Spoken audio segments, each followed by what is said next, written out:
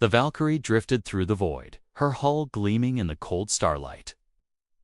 Commander Jack Voss stood at the forward viewport, hands clasped behind his back, his posture the picture of controlled tension. The ship's long-range patrol through. The neutral zone had been uneventful, too uneventful, the kind of silence that made a man with his experience uneasy. He wasn't a man prone to superstition, but decades in deep space had taught him one truth: quiet meant someone was waiting. Distress signal. Bearing to 17, 4,000 clicks out, Lieutenant Elias Ward reported from Tactical. His voice a mix of precision and eagerness.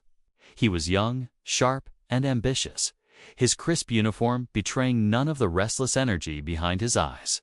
Source. Jack asked without turning. Ward's fingers danced over the controls. Small vessel, human ID codes, but there, hold. At least 20 years out of date. Systems reading minimal life support. 20 years. Chief Engineer Mason Cades. Voice cut in over comes from the engineering deck. Unless they've been vacationing in cryo, that's a ghost ship. Smells like a setup. Jack's jaw tightened. Mason had a knack for being right about the wrong kind of things. Plot intercept, Jack said. Bring us within visual range. Standard caution. The Valkyrie slid through the darkness like a predator stalking uncertain prey. As they closed, the gap, the image, sharpened a squat, battered freighter. Hull scorched.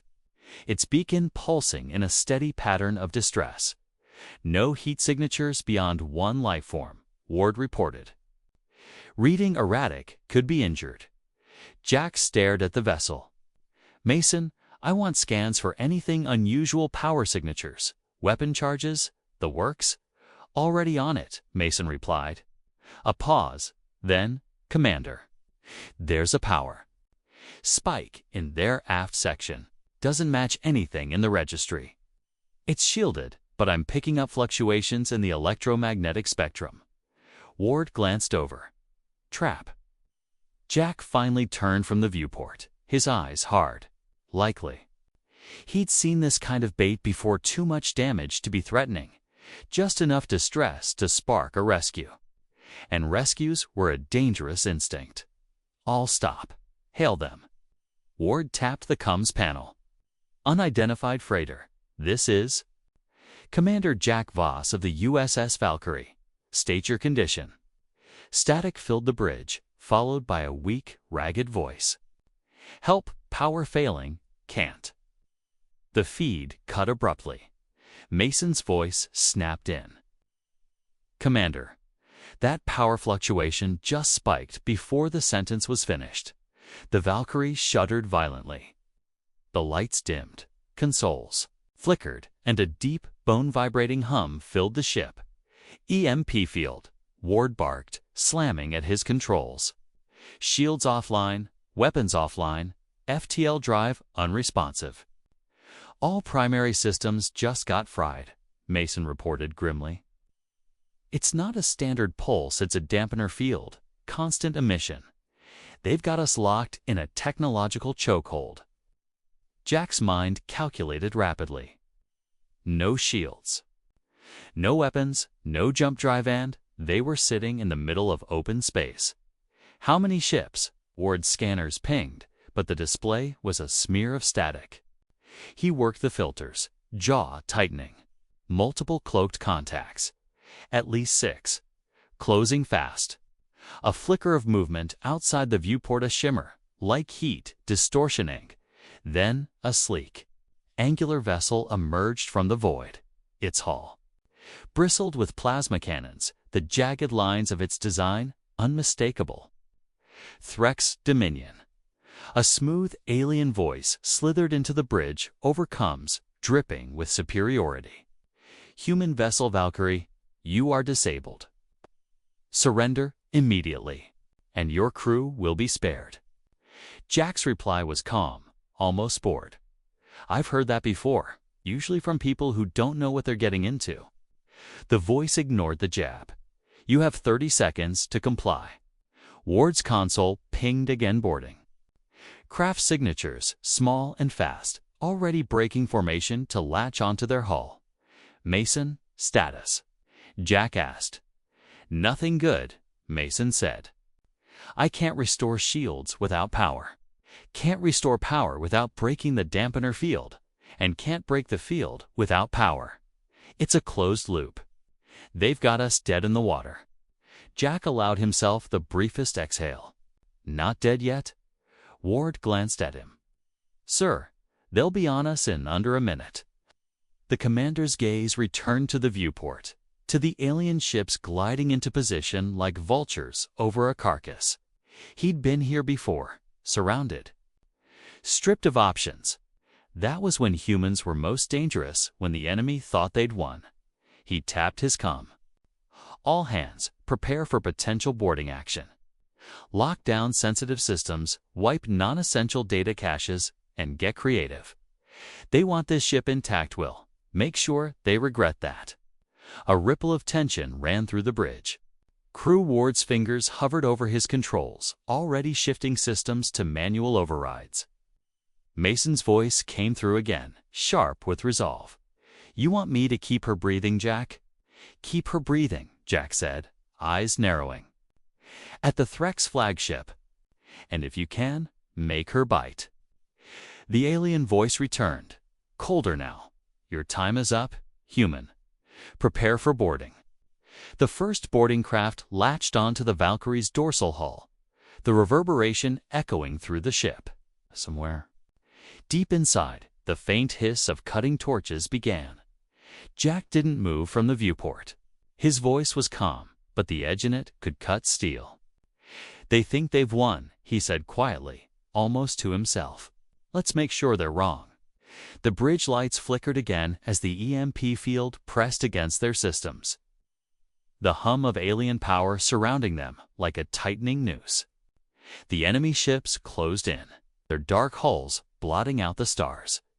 Mason's voice comes one last time before the breach. Jack, I've got an idea.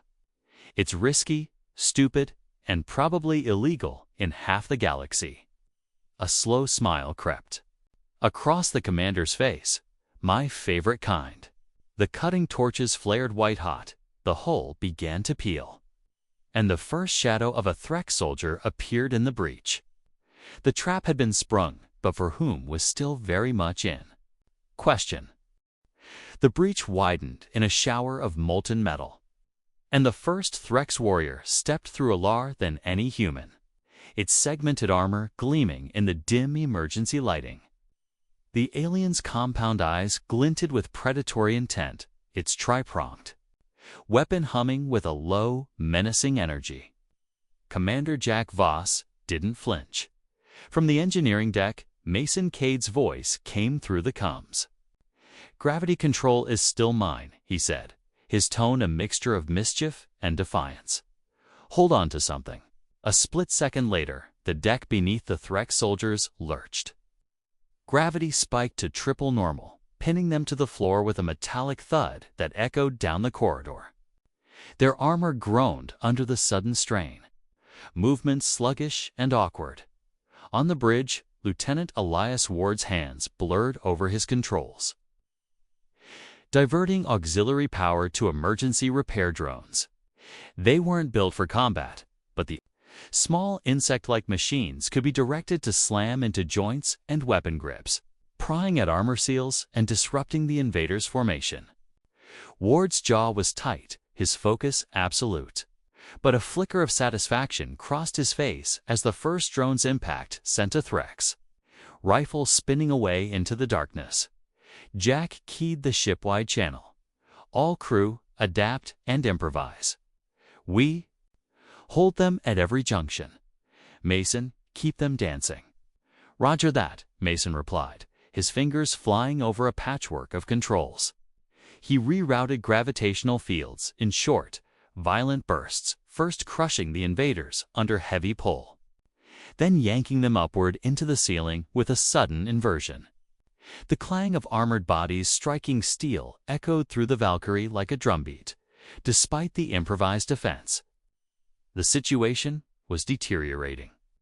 The Threx adapted quickly, locking magnetic clamps into the floor to stabilize themselves. Each corridor they entered was another step closer to the ship's core systems. Ward checked his tactical display. The sensor grid still a haze of interference from the dampener field. We've got multiple breach points decks too. Fore and aft cargo. They're trying to split us. They're succeeding, Jack said grimly. Hold the bridge. I'm heading to deck 4. He grabbed a magnetic sidearm from the emergency locker knot because it could fire under the dampener field, but because its reinforced grip made it an excellent blunt weapon in the narrow, flickering corridors of deck 4. The fight was brutal and close. The Threx were larger, stronger, and better armed, but the humans fought with a ferocity that came from desperation.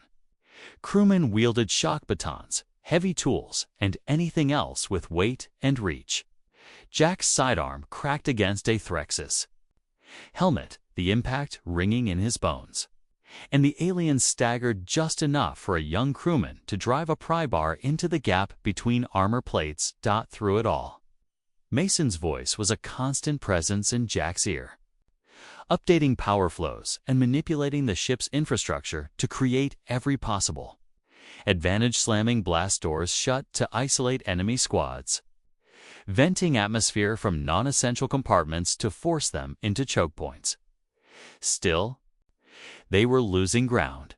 The dampener field left them stripped of real offensive capability. Every victory was temporary, every pushback a delaying action. Ward's voice crackled over comms. Commander, we've got a bigger problem. The Threx mothership is charging a main battery. Looks like they're getting impatient. Jack froze for half a breath. If the mothership fired while the Valkyrie's shields were down, the blast would carve through them like paper. Mason, can we drop the dampener field? Jack asked, already knowing the answer. Not without power, Mason said, his voice low. And not without a hell of a trick. But there's something in the readings. The field isn't random, it's keyed to a specific frequency, a resonant cycle. If I invert it, I could overload their emitters. But it'll take more juice than we've got to push the signal hard enough. Ward cut in. Even if we had the power, inverting the frequency could fry every system on this ship too. Yeah, Mason said flatly. That's why I haven't done it yet. Jack leaned against the corridor wall for a moment, catching his breath. Outside, the mothership loomed in his mind. Aja, predator ready to bite. We can't win in this state. If we stay here, they'll burn us to slag.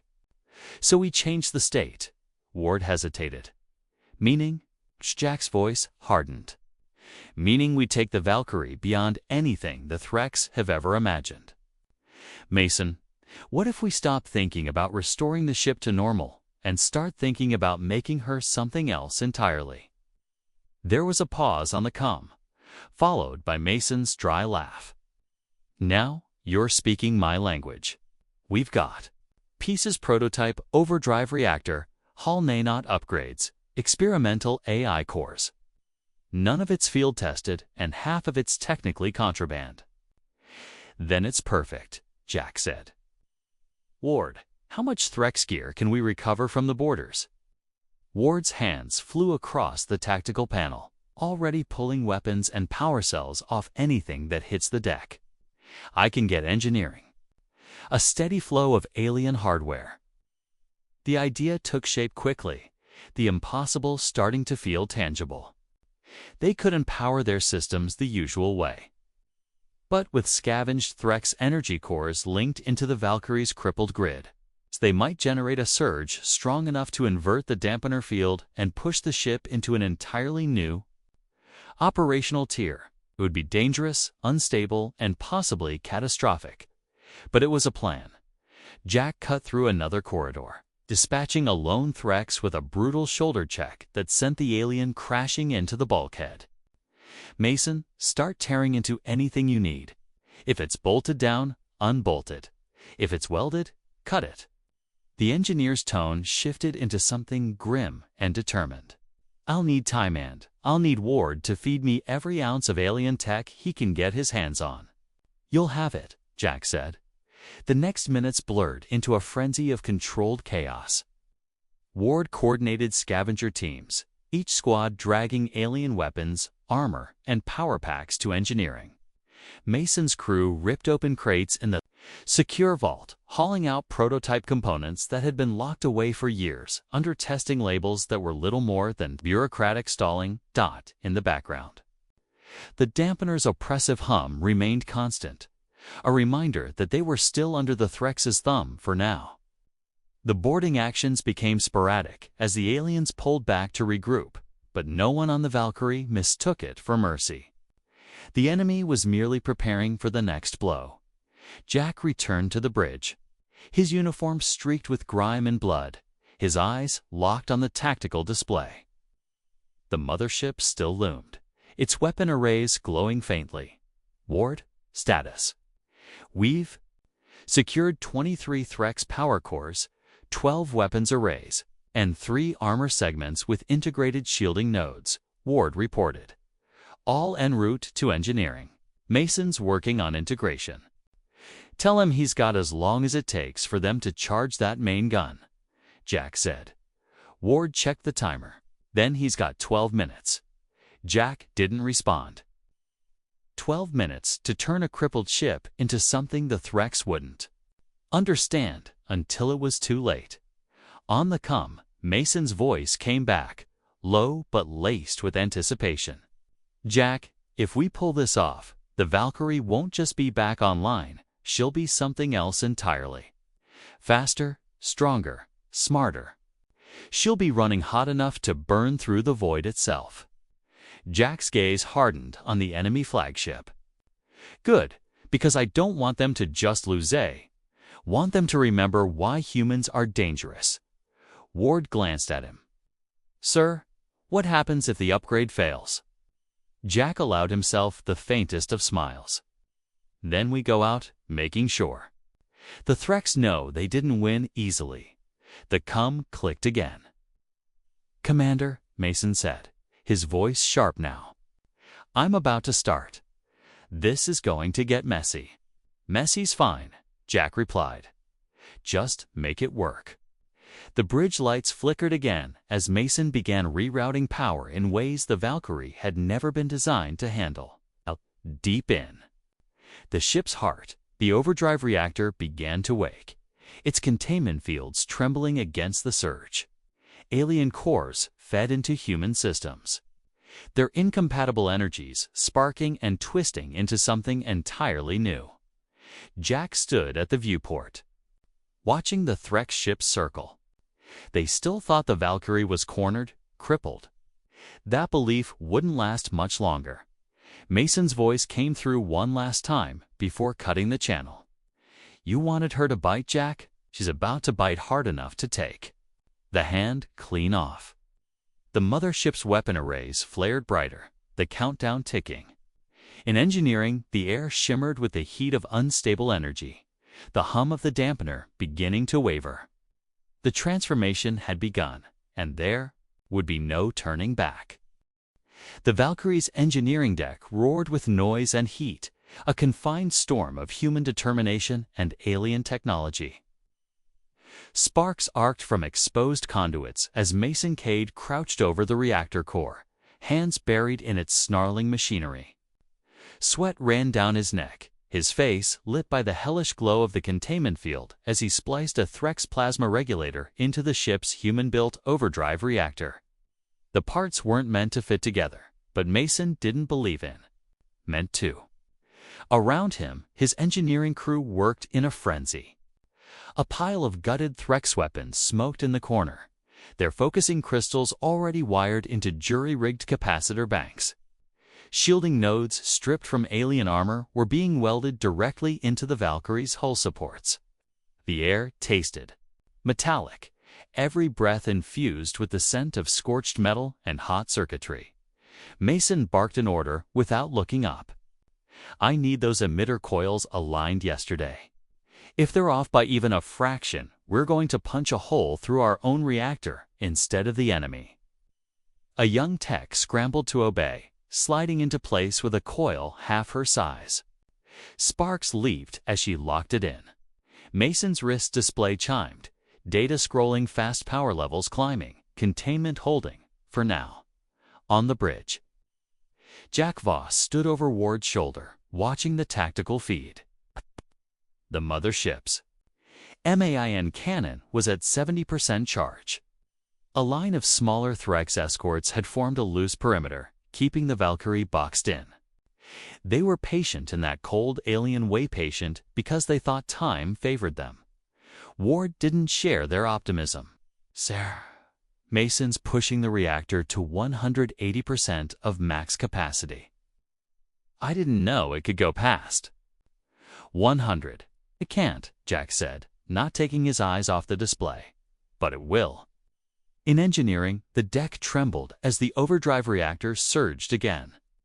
Mason slapped the final coupling into place, sealing human ingenuity to alien efficiency. The hybrid power cycle flared to life, lines of pale blue light racing along the reactor's outer casing, pulsing in time with the ship's heartbeat. Aegis, the Valkyrie's AI, spoke for the first time since the dampener field had reduced it to half awareness. Its voice was richer now, layered with an undertone that hadn't been there before, a cadence borrowed from the Threx systems Mason had fed into its processors. Commander Voss, it said over ship-wide comms, my operational parameters have expanded. I am now capable of adaptive combat protocols. Jack allowed himself the briefest flicker of satisfaction. Welcome back, Aegis. You're just in time. Mason's voice cut in, ragged but energized. Jack, we're almost at the limit. All nanite infusions complete. Sheik can self-heal in real time. Overdrive reactors ready for final sync. Once I hit it, we'll have 30 seconds before the feedback risk goes critical. Ward turned, alarmed. 30 seconds. 30 seconds in God mode, Mason said. Trust me, you won't need more. Jack tapped his comm. All stations, prepare for power restoration. Mason, light her up. In the bowels of the ship, Mason's hands flew over the controls, locking in the final sequence. The hybrid reactor howled, energy screaming through the Valkyrie's veins. One by one, dead consoles across the ship flickered to life. Shields roared back online at triple strength. Weapons banks lit like a constellation. Hull nanites rippled across scorched plating, knitting it smooth in seconds. From outside, the change was immediate and terrifying. The Valkyrie's hull patterns blazed with shifting blue-white lattice, energy bleeding into the void in visible waves. Thrusters ignited with blinding light, and the dampener field buckled under the surge, collapsing into static. Aegis' voice came again, colder now, edged with precision. Enemy systems exposed, targeting solutions ready.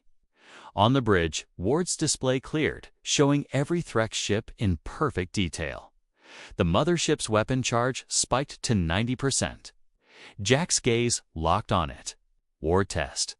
The new teeth, the Valkyrie fired. The shot wasn't like any human weapon before it, was a beam of compressed, spiraling energy, fed by alien plasma conduits and human overdrive precision. It slammed into one of the escort ships, punching straight through its shield and hull in a single surgical strike. The ship split apart in silence, debris scattering into the void. Confirmed kill, Ward said, almost disbelieving. One shot, the comm channel to the Threx opened again, unbidden. The alien commander's voice was tighter now, the superiority gone. Human vessel, your actions are in violation of Jack. Cut the line mid-sentence. Aegis, lock on to the next target. The Valkyrie moved with impossible agility. Micro-teleport jumps flaring as the overdrive reactor bled power into the maneuvering grid. The ship appeared behind another escort before its sensors could adjust, delivering a point-blank volley that tore it apart. Mason's voice crackled and overcomes the sound of tools clattering in the background. Reactors holding at 1 knot of 5%. You've got maybe 20 seconds left before I start flipping safety overrides. I really don't want to flip. Make it 25, Jack said. The mothership fired. A lance of energy as wide as a city streaked toward the Valkyrie. But the ship's new nano-armor shifted in real time, refracting and absorbing the impact.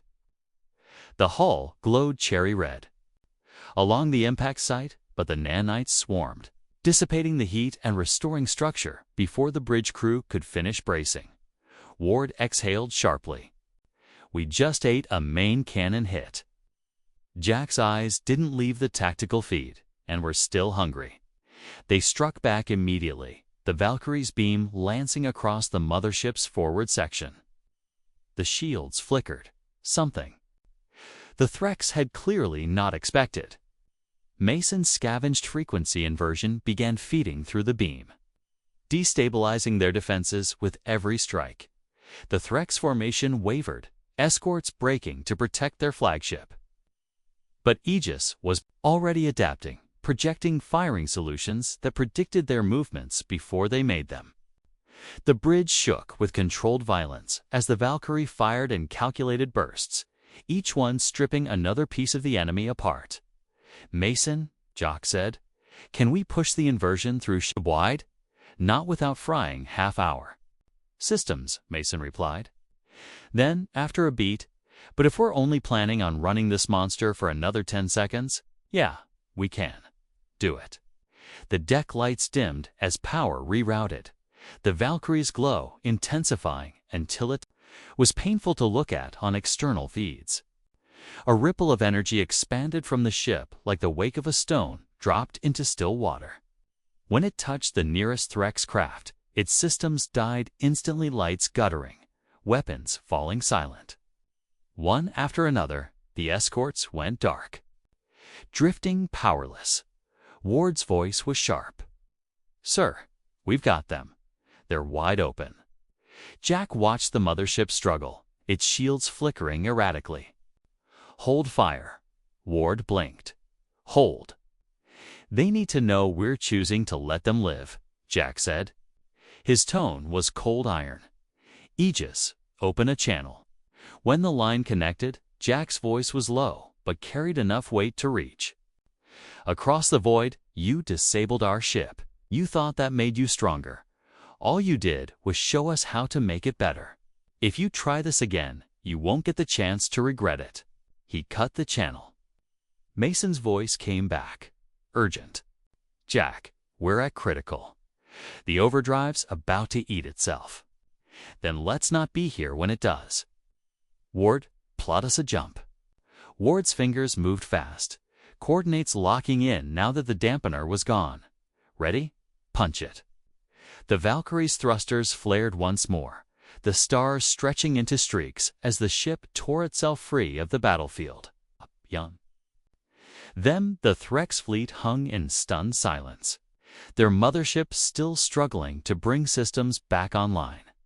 In engineering, Mason slumped against a console, the roar of the reactor finally quieting as the ship slipped into the cold emptiness of hyperspace. His hands were shaking, his heart pounding, but his eyes burned with the thrill of what they'd just done. On the bridge, Jack stared at the now empty viewport. They were alive, and the Valkyrie was no longer the same vessel she had been an hour ago. The ship felt awake. Aegis spoke into the silence, its voice calmer now. Commander, the Valkyrie systems are stable, though unconventional. We have, in effect, transcended our original design parameters. Jack allowed himself the smallest of smiles. Good. Let's see how far we can take that. Ward looked over, a question in his eyes. Sir, do you think the Threx will come? After us again. Jack's gaze was steady, his tone certain. I think they'll try, and I think they'll regret it. Somewhere deep in the Valkyrie's core, the overdrive reactor pulsed once, a heartbeat of raw power, as if in agreement. They had 30 seconds of godhood and it had been enough to change everything.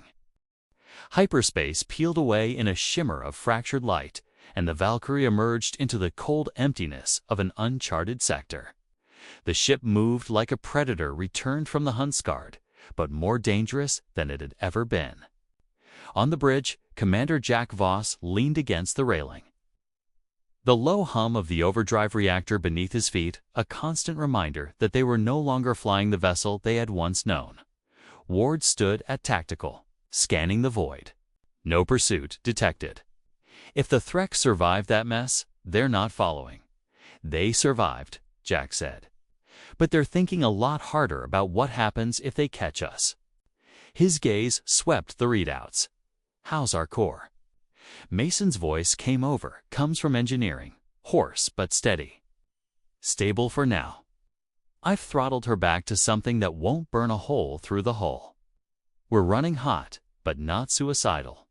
You sound almost disappointed, Jack said. You give me a week, Mason replied. I'll make this girl sing without threatening to kill us all. Right now, she's like a war god with a migraine still terrifying, but liable to smash. The wrong thing if she sneezes. Ward cracked the faintest smile. I think she's already smashed the right things. Before Jack could answer, Aegis's voice cut in, calm, but with a subtle undercurrent of warning.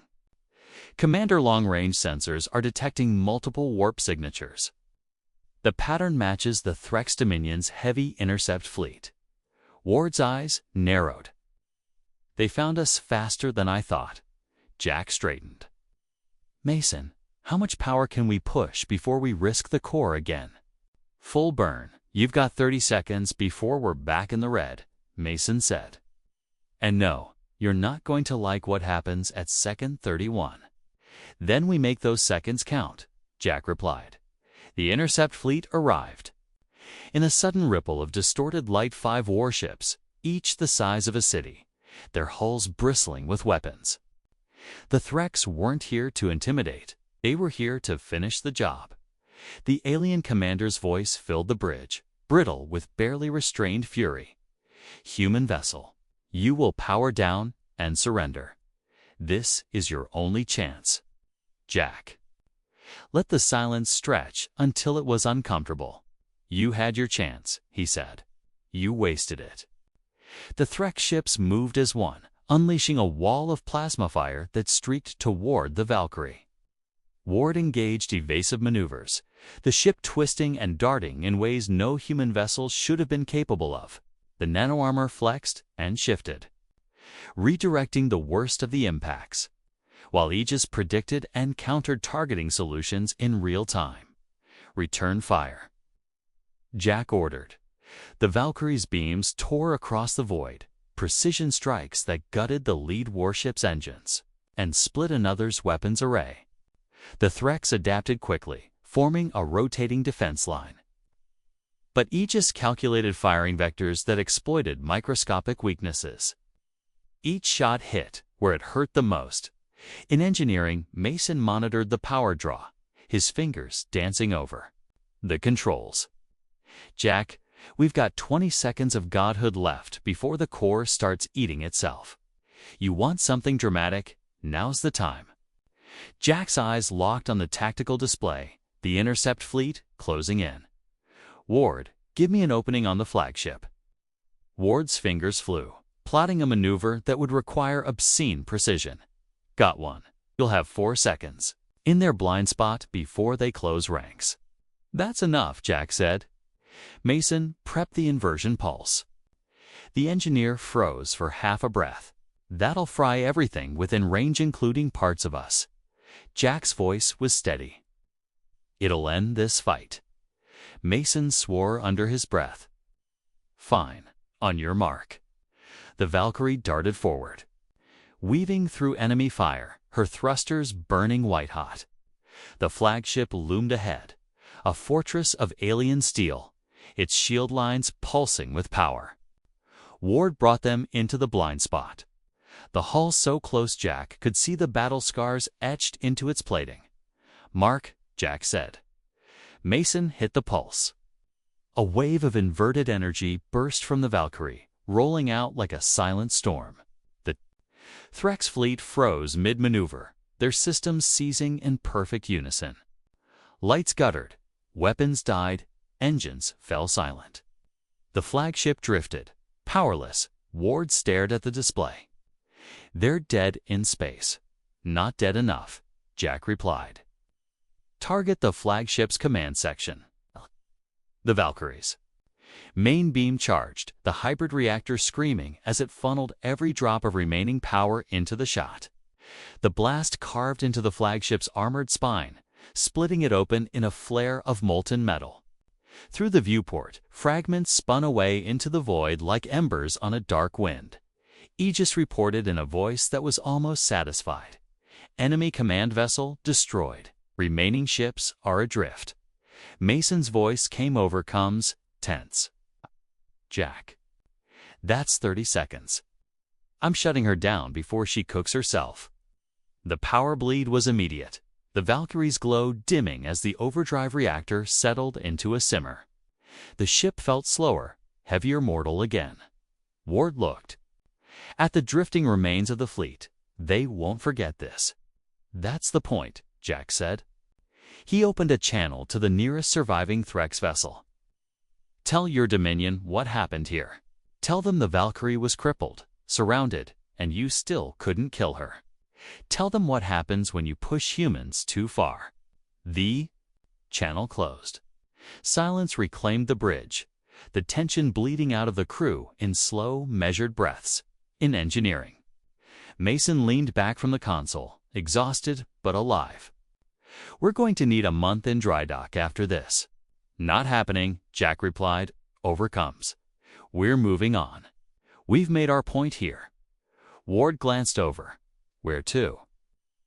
Jack looked out into the endless black, a small smile playing at the corner of his mouth. "Somewhere they won't expect. We'll be ready when they come again." The Valkyrie turned, her thrusters flaring one last time before she vanished into hyperspace.